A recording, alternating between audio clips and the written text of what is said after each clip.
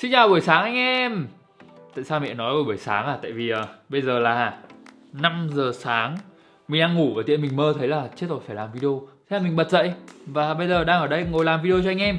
Hôm nay mình muốn nói về việc làm thế nào để chúng ta có thể edit video nhanh hơn. Đây sẽ là một vài mẹo mình muốn dành cho anh em, nhất là những người còn đang lười edit video tại vì nó chiếm quá nhiều thời gian. Trong đấy có cả mình nữa. Nghe có vẻ hay đúng không? Là làm thôi. Làm nhanh còn quay lại đi ngủ nữa. Intro nhé.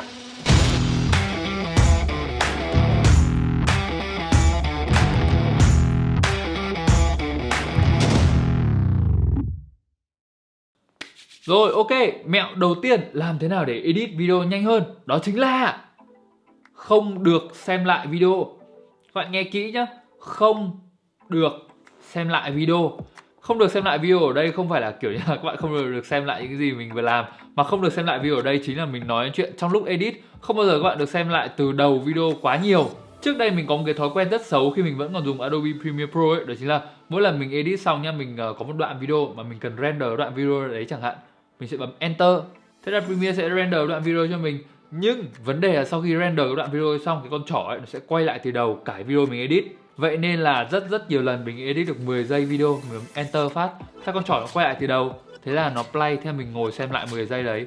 Sau 10 giây đấy mình edit 10 giây nữa, mình lại làm thế, thế nó lại quay lại từ đầu. Thế mình ngồi xem 20 giây. Mình edit được 10 giây nữa, Enter phát nữa, thế nó lại quay lại từ đầu, ngồi xem lại 30 giây. Cái việc xem lại video này có thể các bạn thấy là kiểu nó chỉ chiếm vài giây thôi.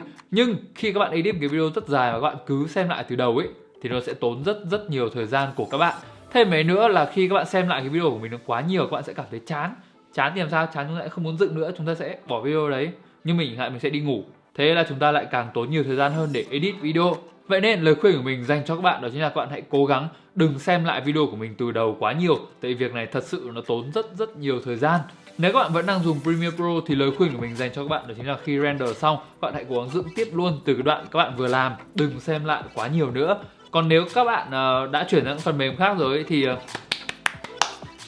chúc mừng, các bạn đã tiến một bước gần hơn với việc edit video nhanh hơn rồi đấy. Mẹo số 2 làm thế nào để edit video nhanh hơn thì nó lại liên quan đến nhạc. Hôm vừa rồi thì mình vừa có một cái video về việc là làm thế nào để có thể tìm nhạc, tải nhạc, edit nhạc cho video của các bạn. Nếu các bạn chưa xem video đấy thì các bạn có thể xem nó ở đây hoặc là ở đây, một trong hai bên này. Hôm nay mình sẽ cho các bạn một tip nữa làm thế nào để có thể làm việc với những bài nhạc nhanh hơn khi các bạn đang dựng video. Trước đây thì mình có nói với các bạn về việc là nếu mà mình mất khoảng 3-4 ngày gì đấy để dựng video thì mình sẽ mất khoảng 2-3 ngày đầu tiên để mình tìm nhạc. Tại vì cái công đoạn này nó rất mệt rồi đúng không? Tuy nhiên mình có một mẹo đã giúp mình thoát khỏi cái gọi là nỗi khổ sở đấy. Đó chính là khi nào rỗi thì mình thường lên những trang nhạc mà mình có, mình tải hết những bài nhạc mà mình cảm thấy thích về. Hay thậm chí là nhiều lúc mình dựng một cái video, mình up lên YouTube xong, mình sẽ đi vào trong cái phần project mà mình dựng video đó, mình copy tất cả những bài nhạc mình đã dùng, mình cho tất cả những bài nhạc đấy vào chung một folder. Sau này khi mình đang dựng video và mình cần tìm một bài nhạc đơn giản thôi, làm bài nhạc nền chẳng hạn, mình sẽ không cần phải kiểu đi qua từng trang nhạc mà mình có, sau đó mình mò từng tí một để tìm được một bài nhạc nền. Mình có thể đi ngay vào trong cái folder nhạc mà mình đã lưu từ những project mà mình dựng trước, hay thậm chí là những bài nhạc mà khi nào rỗi mình ngồi mình tải về. Lúc này cái việc tìm nhạc của mình nó sẽ dễ dàng hơn rất nhiều, tại vì mình đang cố gắng tìm được một bài hát thích hợp trong những bài hát mình đang thích, chứ không phải là tìm lấy một bài hát trong kiểu hàng chục nghìn những bài hát ở trên những trang nhạc mà mình có. Và mình cũng tin chắc là trong hàng chục nghìn bài nhạc đấy thì chắc chỉ có khoảng 10% là mình thích thôi. Và đó, đây là một cách để các bạn có thể tìm nhạc nhanh hơn. Tuy nhiên cái mẹo này thì nó không phải dùng được mãi mãi đâu. Sẽ đến lúc các bạn chán những bài nhạc mà các bạn đã tải về rồi. Vậy nên lời khuyên của mình ấy đó chính là đi ngay lên những cái trang nhạc mà các bạn đang có, cố gắng tải về trước và nghe nhiều hơn của những nghệ sĩ mà các bạn thích. Chỉ có như vậy các bạn mới có được một cái thư viện nhạc mà nó nhiều bài và các bạn có thể tìm trong đấy thoải mái hơn. Mẹo tiếp theo nó sẽ liên quan đến việc dùng những hiệu ứng ở trong phần mềm chỉnh sửa video của các bạn. Ở đây hôm nay mình sẽ chỉ cho các bạn về Adobe Premiere Pro trước, nhưng mà mình tin là trong rất nhiều phần mềm khác nó cũng cho phép các bạn làm cái việc tương tự như thế này. Trước đây mỗi lần mình dựng video ở trong Premiere Pro ấy, mỗi lần mình cần dùng cái effect nào đấy, ví dụ như là chống rung chẳng hạn, thì mình sẽ phải đi sang cái tab effect nhá. Mình gõ ở đấy là Wrap Stabilizer. Sau đó mình kéo cái effect chống rung đấy thả footage của mình. Cái việc phải ngồi gõ và phải nhớ tên từng cái gọi effect một ý, thì nó hơi mệt một tí. Vậy nên nếu các bạn cũng như mình có một lời khuyên cho các bạn, đó chính là các bạn có thể tạo ra một cái bin mới ở trong cái tab effect. Chúng ta có thể bấm vào cái hình tập file ở đây, tạo ra một cái bin. Các bạn có thể đặt tên cái bin này là hiệu ứng hay dùng, tại vì các bạn sẽ hay dùng những hiệu ứng này đấy. Sau đó các bạn có thể đi lên trên ô tìm kiếm này và gõ vào đó những cái tên, những hiệu ứng mà các bạn hay dùng. Ví dụ như mình hay dùng Wrap Stabilizer này, Cross Dissolve này, Fade to Black, Fade to White, Constant Gain. Mình sẽ kéo tất cả hiệu ứng mình hay dùng đó xuống dưới cái phần cái pin mình vừa tạo ra. Và sau này mỗi lần mình dựng video mình không cần phải đi lên mình gõ tên từng hiệu ứng một nữa. Mình có thể bật ngay cái pin này ra và khi nào cần mình kéo hiệu ứng đấy, thả vào timeline. Thế là xong. Mẹo cuối cùng làm thế nào để edit video nhanh hơn đó chính là hãy tạo preset cho video của các bạn. Nghe đến đây có thể nhiều bạn nghĩ là mình nhầm tại vì preset nó ở trong Lightroom mà. Tại sao lại có preset ở trong Premiere nhỉ? Thì bình tĩnh nhá, preset nó là như thế này này. Ví dụ ở đây rất nhiều lần mình làm video mình cần show ảnh ra cho các bạn xem ở trong video của mình. Việc show ảnh thì mình thường làm là mình sẽ đặt cái keyframe ở đầu cái ảnh và một cái keyframe ở cuối cái ảnh để khi mình show cái ảnh ra nó sẽ zoom dần to ra này chẳng hạn. Cái việc show ảnh này nó lặp đi lặp lại rất nhiều lần trong một video và thậm chí là nó lặp lại rất nhiều lần mỗi lần mình làm video. Nếu không có những cái preset mà mình sẽ chỉ cho bạn ngay sau đây thì mỗi lần mình show cái ảnh ra mình phải ngồi đặt cái keyframe ở đầu, đặt cái keyframe ở cuối, xong lại tiếp tục làm thế hàng chục lần trong một cái video.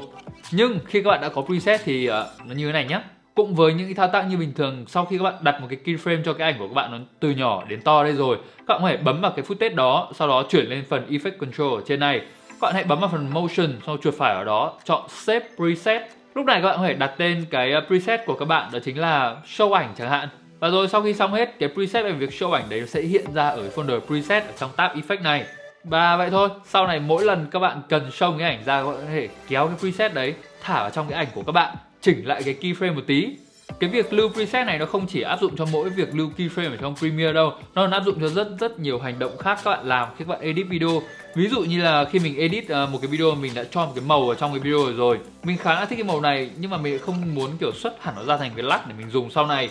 Việc mình có thể làm ở đây là mình bấm ngay vào tab Effect Control đó, sau đó mình chọn vào cái phần Lumetri Color ở trong này, mình chuột phải vào đó và chọn Save Preset. Và vậy thôi, lúc này mình đã có thể dùng ngay cái preset đấy để áp màu trong một cái video rồi. Mình không cần phải kiểu như là đi tìm LUT ở ngoài, không import LUT rồi kiểu thế kia nữa.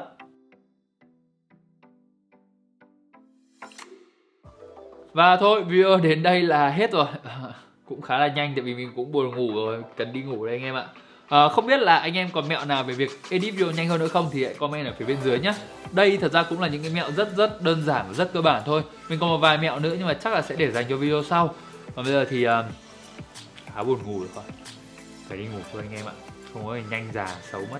Và trước khi tắt cái tab YouTube này đi, anh em hãy nhớ chúng ta có nút like, nút share và cả subscribe ở dưới nữa. Còn bây giờ thì bye bye, hẹn gặp lại anh em tuần sau nhé.